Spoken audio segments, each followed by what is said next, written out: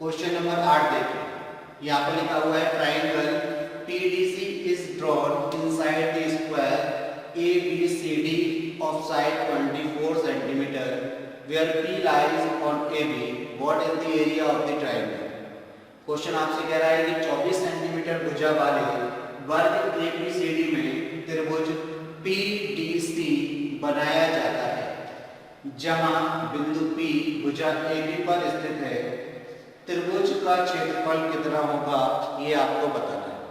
त्रिभुज का क्षेत्रफल कितना होगा ये आपको बताना है। तो देखिए, सबसे पहले तो आपको एक वर्ग यानी कि स्क्वायर ड्रॉ करना पड़ेगा, क्योंकि यहाँ पर बोला गया है कि एक स्क्वायर है, उस स्क्वायर में आपने क्या बनाया है, एक त्रिभुज बनाया है। तो ये आपका A B C और D, ये क्या है, आपका स्क्वायर है। इसकी साइड कितनी है, तो आप कहेंगे सर 4 सेंटीमीटर है। और आपको पता है कि स्क्वायर की सभी भुजाएं कैसी होती है, बराबर होती है। तो ये 4 सेंटीमीटर साइड का क्या हो गया, स्क्वायर हो गया। अब यहाँ इसमें बात कर रहे हैं कि PDC क्या बनाया जाता है, एक ट्राइंगल बनाया जाता है, यानी DC इसमें इंक्लूड है। और P जो है बिंदु कहाँ पर स्थित है, A पर स्थित है। तो ये आपने PDC क्या बना दिया, ट्राइंगल बना दिया। तो ये P बिंदु हो गया AB पर, तो ये PDC ट्राइंगल हो गया। इस ट्राइंगल का आपको क्या बताना है, एरिया बताना है कि इस ट्राइंगल का एरिया कितना, ये कितना स्पेस लेता है। ठीक है, इस ट्राइंगल का आपको एरिया बताना है। तो अब आप बताइए कि अगर ये इस पर स्थित है तो इसकी ऊंचाई अगर हम कहीं से भी निकालना चाहें तो आप कहेंगे सर इसकी ऊंचाई जो है वो किसके बराबर होगी, वर्ग की भुजा यानी कि स्क्वायर की साइड के इक्वल होगी। तो इस ट्राइंगल में अगर हम बात करें, in triangle PDC, in triangle PDC, अगर हम ट्राइंगल PDC में अगर हम बात करते हैं, किसमें बात करते हैं, ट्राइंगल PDC में अगर हम बात करते हैं, इन ट्राइंगल PDC में अगर हम बात करते हैं, तो अब आप बताइए इसकी हाइट क्या होगी। तो आप कहेंगे सर इसकी जो हाइट है वो 24 सेंटीमीटर होगी, वो वर्ग की भुजा के बराबर होगी, वो वर्ग की भुजा के बराबर होगी। आप कहीं से भी बना लें, ये बिंदु मिड में रखें, यहाँ रखें, यहाँ रखें, कहीं भी बना लें, इसकी हाइट होगी वो 24 सेंटीमीटर होगी। इसका बेस कितना है, तो अगर हम इसके बेस की बात करें तो बेस आप कहेंगे सर ये भी 24 सेंटीमीटर है, ये भी कितना है, 24 सेंटीमीटर है। तो अगर आपके पास बेस है एक ट्राइंगल का और एक उसकी हाइट है, तो एरिया क्या होता है, तो अगर हम एरिया यानी कि क्षेत्रफल की बात करें, ट्राइंगल का एरिया क्या होता है, हाफ बेस इनटू हाइट। तो हाफ बेस कितना है, तो आप कहेंगे सर 24, हाइट कितनी है, तो आप कहेंगे सर 24 का स्क्वायर कितना होता है, 576, और इसका हाफ करना है, तो हाफ कर दीजिए भाई। तो आप कहेंगे 2 दूनी 4, एक बचेगा, 2 8 16 सेंटीमीटर स्क्वायर, यानी कि 288 सेंटीमीटर स्क्वायर आपका क्या हो जाएगा, आंसर हो जाएगा 288, 288 सेंटीमीटर स्क्वायर आपका क्या हो जाएगा, आंसर। सिंपल सी चीज थी, क्लियर। ऑप्शन डी जो है आपका आंसर हो गया। बात समझ में आ गई, ठीक है। एक स्क्वायर के अंदर एक ट्राइंगल अगर आप ड्रॉ करते हैं तो जो स्क्वायर की साइड होगी वही उसकी हाइट होगी और वही उसका बेस भी है, क्योंकि इस तरीके से ये ड्रॉ किया गया है ट्राइंगल के। उसका एक पॉइंट जो है वो P वो AB पर है और बाकी जो बेस है वो DC पर है, ठीक है। क्लियर होगी बात, चलो।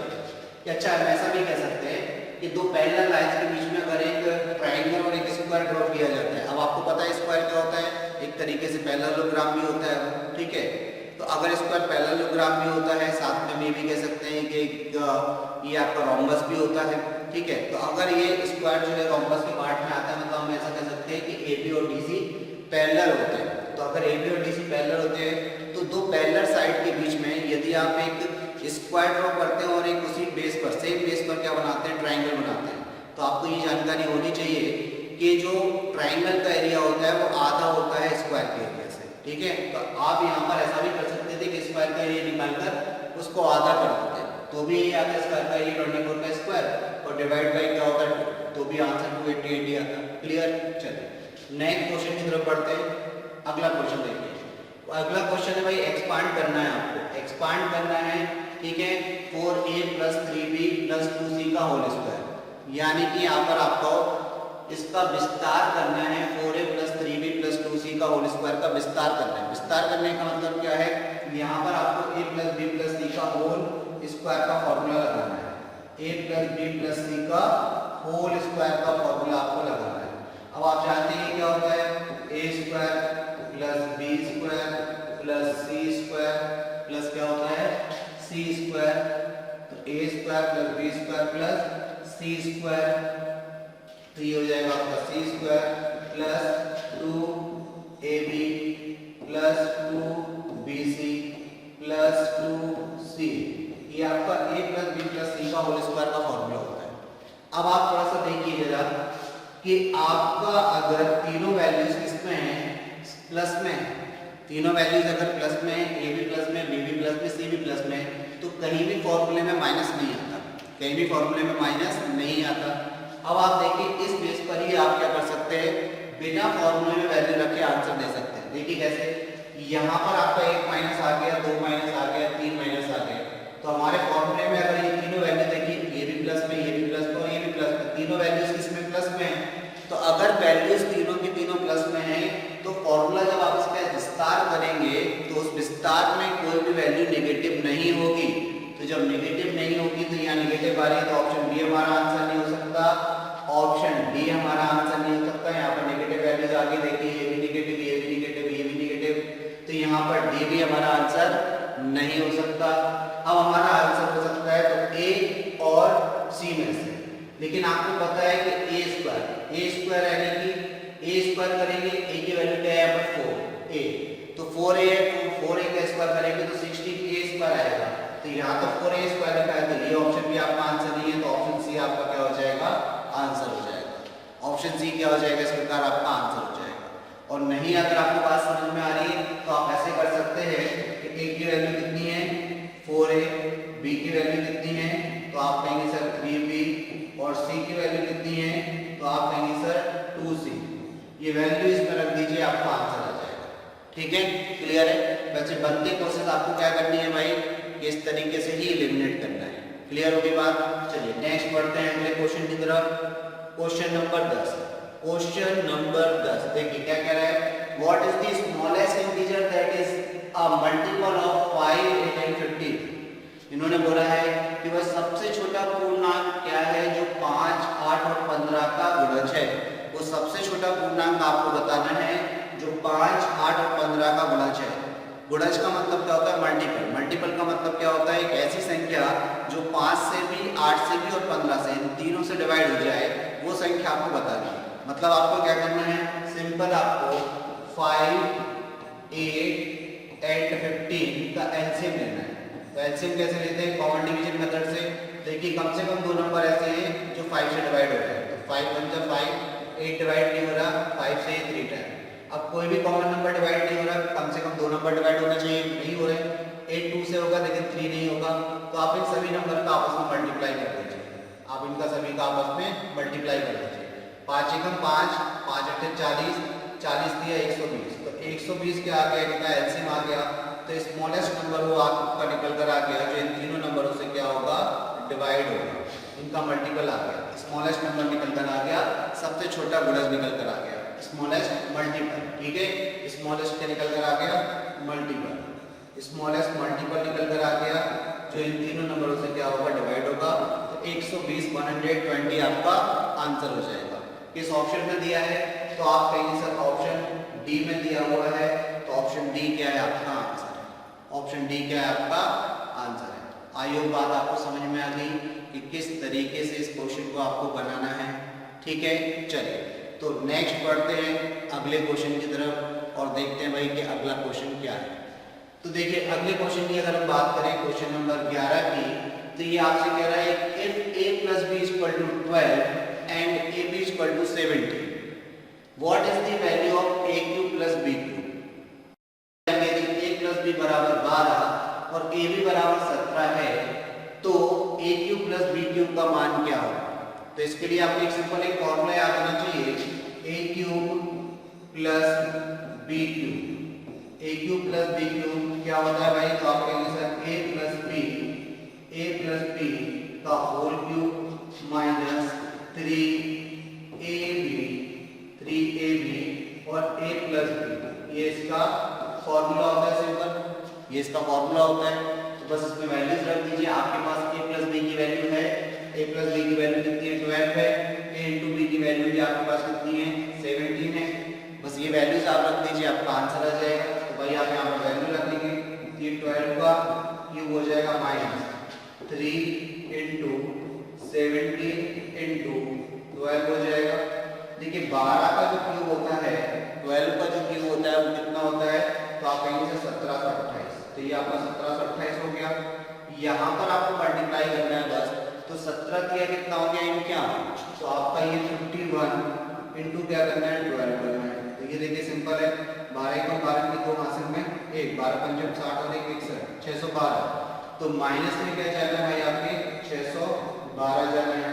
अब आप माइनस कर दीजिए, 8 में से 2 जाएगा तो आप कहेंगे सर 6 बचा, 2 में से 1 जाएगा तो आप कहेंगे सर 1 बचा, 7 में से 6 जाएगा तो आप कहेंगे सर 1 बचा, और यहाँ पर 1 पानी बचा। तो 1116 जो है वो आपका आंसर निकल कर आ गया। देखिए कुछ क्वेश्चन तो एसएससी इतनी इजी देता है कि काफी आसानी से आप उनको सॉल्व कर सकते हैं। बहुत आसान क्वेश्चन था, केवल फॉर्मूले बेस्ड है। अभी आपने इससे पहले वाला क्वेश्चन भी देखा, काफी सिंपल था, एलसीएम बेस्ड था वो, ठीक है। तो 1116 आपका आंसर हो गया, किस ऑप्शन में दिया है, तो ऑप्शन ए में दिया है। तो ऑप्शन ए क्या हो जाएगा बेटा, आपका आंसर हो जाएगा। ऑप्शन ए क्या हो गया आपका आंसर, ठीक है। चलिए तो नेक्स्ट बढ़ते हैं अगले क्वेश्चन की तरफ। क्वेश्चन नंबर 12 देखते हैं। क्वेश्चन नंबर 12 आपसे क्या कह रहा है, तो क्वेश्चन नंबर 12 की बात करें, Ravi score 72% marks in the exam. If these are 360 marks, then the maximum marks are. इन्होंने बोला है कि रवि परीक्षा में 72% अंक प्राप्त करता है। अगर ये 360 अंक हैं तो अधिकतम अंक कितने हैं।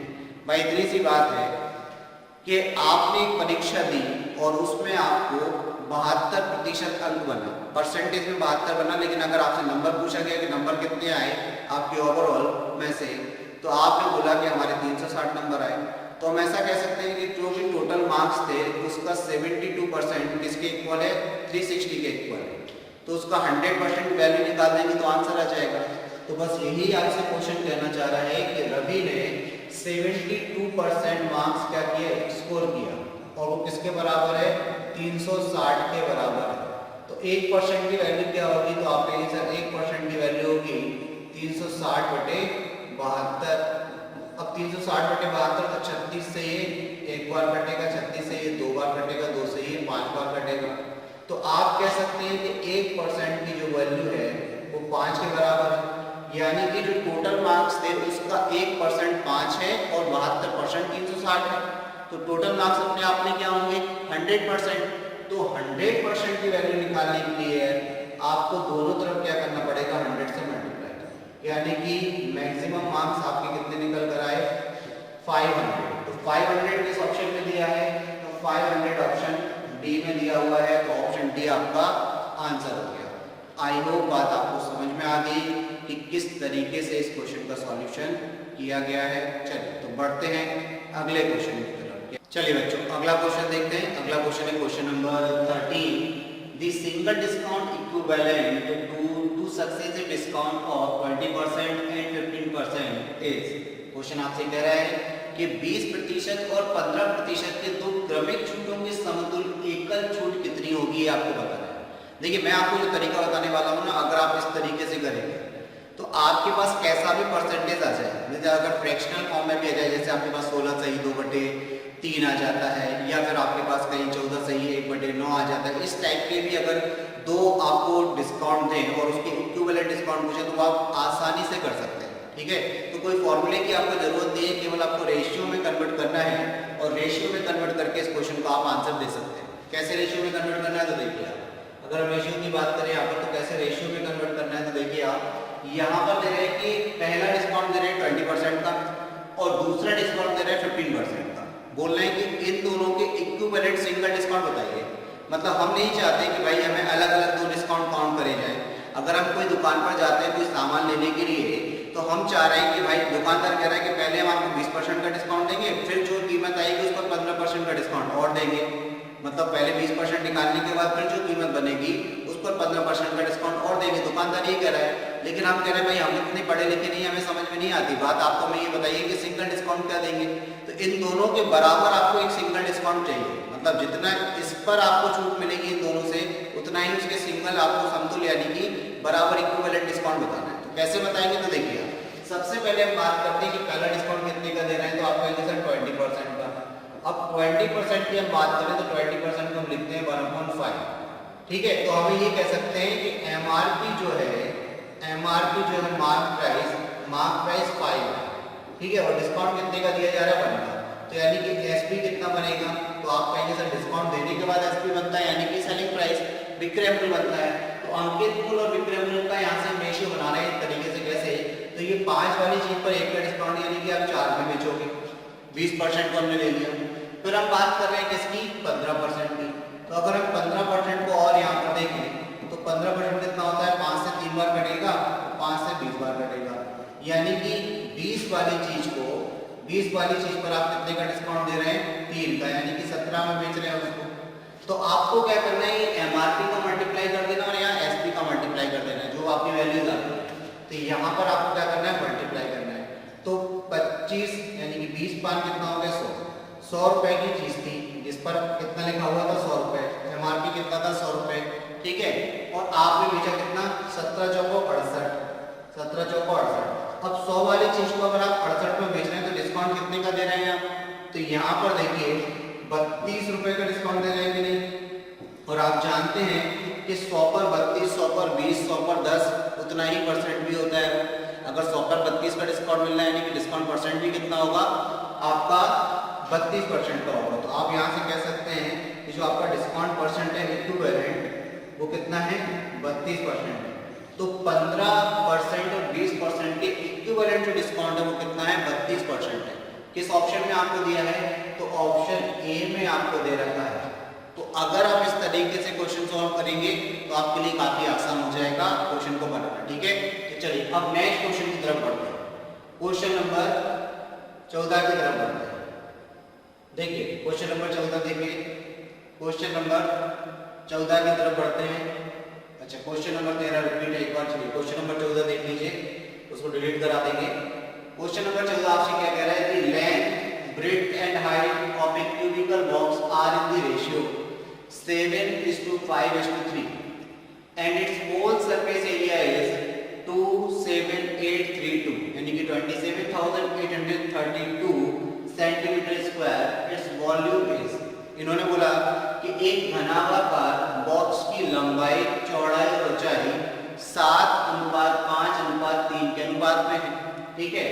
इसका संपूर्ण पृष्ठीय क्षेत्रफल 27,832 वर्ग सेंटीमीटर है। तो इस बॉक्स का आयतन ज्ञात कीजिए। देखिए सबसे पहले तो ये क्या है, क्यूबिकल बॉक्स है यानी कि घनाभार है। तो घनाभ की अगर हम बात करें,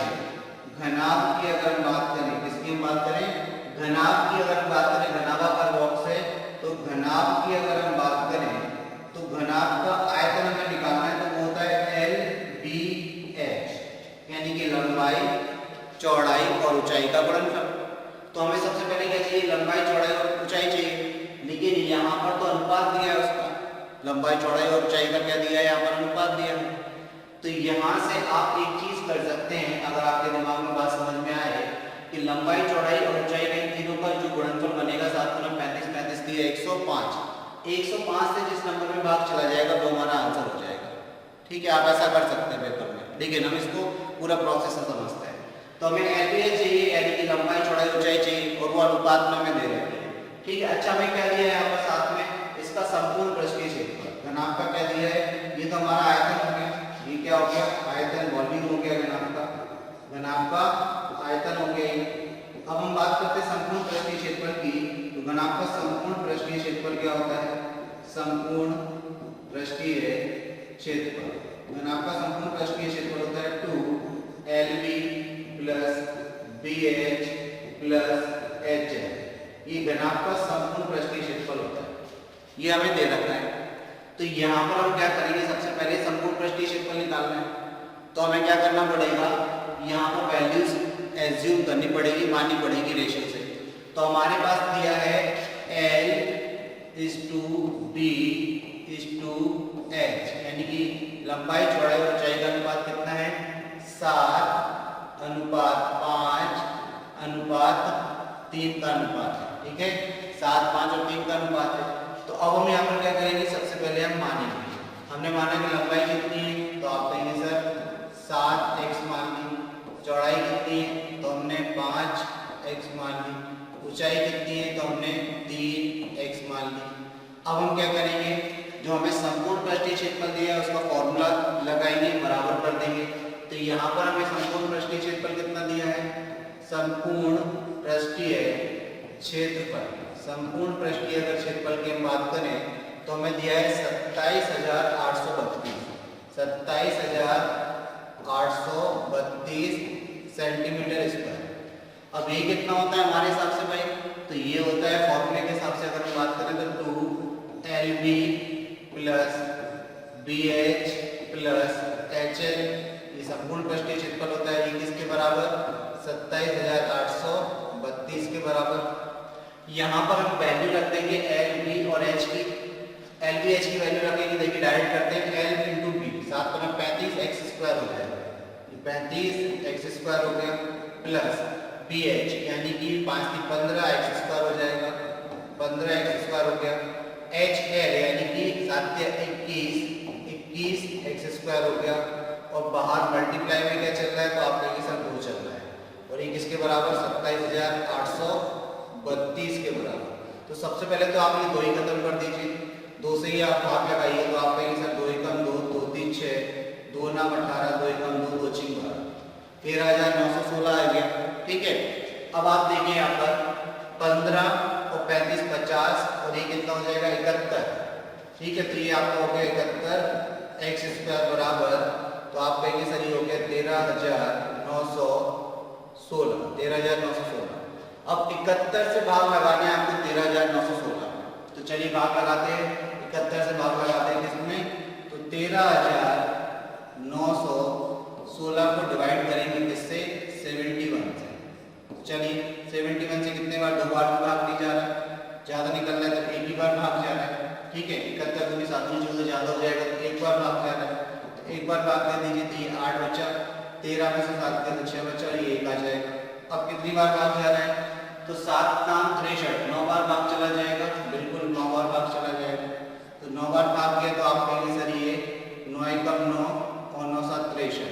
ठीक, ये कितना आ गया, 11 में से 9 गया तो 2, और ये आपका 4 गया तो 4 42, तो ये कितना आ गया 6। अब देखिए 6 बार ही भाग जा रहा है, बिल्कुल 6 बार भाग चला गया, पूरा भाग चला गया, 6 बार में पूरा कंप्लीट डिवाइड हो गया, तो 196 बार भाग गया। तो यहाँ से ये कितने बार कैंसिल हो गया, तो x स्क्वायर की वैल्यू 196 आ गई, और हम जानते हैं x बराबर कितना हो जाएगा, 196 का स्क्वायर रूट यानी कि 14 x का मान आपके पास कितना आ गया, 14। अब हमें निकालना क्या था, इस घनाभाकार बॉक्स का हमें क्या निकालना है, आयतन। तो वो क्या होता है, LBH। तो सबसे पहले हम बात करें कि LBH की वैल्यू क्या है, तो हमें आयतन अगर निकालना है तो आयतन हमारा क्या होगा, तो आप कहेंगे सर आयतन हमारा होगा L यानी कि 7x, फिर उसके बाद B यानी कि 5x, और H यानी कि 3x। तो सबसे पहले तो आप देखिए क्या बन रहा है, ये 7 पन्ना 35 है, 5 3 15, 15 7 105, तो ये कितना हो गया 105, और ये x की पावर 3। अब यहाँ पर देखिए 105 और ये हो जाएगा आपका 14 की पावर 3, x की वैल्यू कितनी 3। तो अब यहाँ से आप क्या कर सकते हैं, ऑप्शन एलिमिनेट कर सकते हैं, लेकिन नहीं हो पाएंगे क्योंकि 3 डिजिट तक भी समान नहीं है, तो आपको मल्टीप्लाई ही करना पड़ेगा। तो 14 का स्क्वायर तो आपको पता है, अभी आपने देखा 196 होता है, उसमें आप इससे और मल्टीप्लाई कर दीजिए, 14 से मल्टीप्लाई कर दीजिए, तो 196 में आप 14 से मल्टीप्लाई और कर दीजिए, तो ये आपका हो जाएगा 1960, और 4 से मल्टीप्लाई करेंगे, 6 को 24 की 4 आंसर में 2, 9 चौक 36 2 38 की आंसर में 3, 4 एकम 4 3 7। अब आप इनको प्लस करेंगे तो ये आपका 4, 8 से 14 की 4 आंसर में 1, 10 7 17 की 7 आंसर में 1, ये आपका 27 से 44 हो जाएगा। ये कितना हो जाएगा आपका, तो फाइनली आपको 27 से 44 को मल्टीप्लाई करना है किससे, 105 से। अब आप कैसे करेंगे इसको, 5 से मल्टीप्लाई, तो इसको 100 और 5 मानकर मल्टीप्लाई करिए, ये आपका हो जाएगा 2744, और डबल जीरो लगा दीजिए। 5 से मल्टीप्लाई करने का मतलब होता है कि नंबर को आधा करके उसमें एक जीरो लगा दीजिए, तो नंबर को आधा करना है।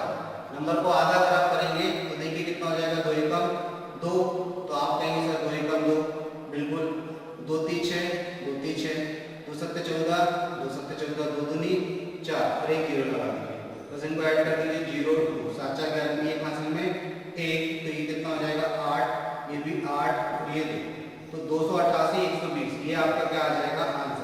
288120 आपका ऑप्शन डी में दिया हुआ है, तो ऑप्शन डी आपका आंसर हो जाएगा।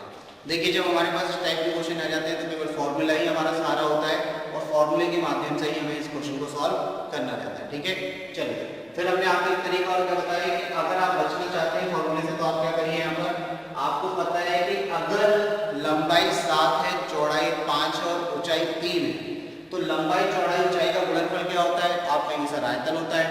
तो यहाँ पर कितना यूनिट बनेगा, तो आप कहेंगे 5 की 15 सत्ते 105। तो आपको बस एक काम करना पड़ेगा, ये चारों ऑप्शन जो है ना इनको 105 से डिवाइड करके देखना पड़ेगा। जिस ऑप्शन में 105 से पूरा पूरा भाग चला जाएगा वो आपका आंसर हो जाएगा। क्योंकि देखिए 105 क्या आ रहा है, मल्टीपल में आ रहा है, यानी कि 105 का मल्टीपल है, जो भी आपका आंसर है वो 105 का मल्टीपल है। तो आप 105 से भाग लगा के देख लीजिए तो बहुत आसान हो जाएगा आपके लिए। ठीक है, तो फिर आप इतनी कैलकुलेशन से बच जाएंगे। क्लियर, चलिए आगे बढ़ते हैं। क्वेश्चन नंबर 15 देखते हैं क्या कह रहा है भाई। क्वेश्चन नंबर 15 देखिए, बोला है in the given figure ABC triangle ABC if theta is equal to 80 the measure of each of the other two angle will be। इन्होंने बोला है कि दी गई आकृति में त्रिभुज ABC में यदि थीटा बराबर 80 डिग्री है तो अन्य दो में से प्रत्येक कोण की माप क्या होगी। अब आप देखिए कि ट्रायंगल आपको दिया है वो समद्विबाहु त्रिभुज है, आइसोसेलेस ट्रायंगल है, क्योंकि इसकी दो भुजाएं बराबर हैं। दो भुजाएं कैसी हैं, बराबर है। ये जो आपको ट्रायंगल दिया है ये एक आइसोसेलेस ट्रायंगल है, इसको नाम दिया है इन्होंने A, B और C। यहाँ पर आपको थीटा दिया है और थीटा की वैल्यू कितनी दी है, तो बोल रहे हैं 80 डिग्री के बराबर है। और ये AB और AC दोनों कितनी दी है, 3 दी है। तो ये दोनों साइडें कैसी हैं, बराबर हैं। तो ये समद्विबाहु त्रिभुज है। तो समद्विबाहु त्रिभुज में बराबर भुजाओं के सामने के कोण बराबर होते हैं। तो हम यहाँ से ये कह सकते हैं भाई कि जो कोण B है ये कोण C के कैसे होगा, बराबर। तो अगर ये x है तो ये भी कितना होगा x, और हम जानते हैं कि त्रिभुज के तीनों कोणों का योग 180 होता है। तो अब 180 होता है तो 180 में से एक तो कितना हो गया, 80, तो यही हो गया। तो बचे हुए दोनों कितने होंगे, 100 होंगे। तो 100 होंगे तो दोनों बराबर है, तो 50-50 हो जाएंगे कि नहीं। तो अगर 50-50 हो जाएंगे तो मौखिक रूप से आप आंसर दे सकते हैं। इस क्वेश्चन का आंसर कितना है, 50। इस क्वेश्चन का आंसर कितना है, 50। क्लियर होगी बात। इस ऑप्शन पर टिक कर देंगे आप, ऑप्शन डी पर टिक कर देंगे। फिर से सुन लीजिए एक बार, ये एक समद्विबाहु त्रिभुज है तो इसके ये दोनों कोण कैसे होंगे, आपको बराबर होंगे। एक कोण आपको 80 दिया है, त्रिभुज के तीनों कोणों का योग कितना होता है, 180। तो बचे हुए दोनों कोण कितने के होंगे, 100 के होंगे। अब दोनों बराबर है तो यानी कि दोनों 50-50 के हो जाएंगे। आधा आधा कर दीजिए, ठीक है, 100 का आधा कर दीजिए 50। क्लियर होगी बात। तो ऑप्शन डी आपका आंसर हो गया। चलिए तो नेक्स्ट बढ़ते हैं।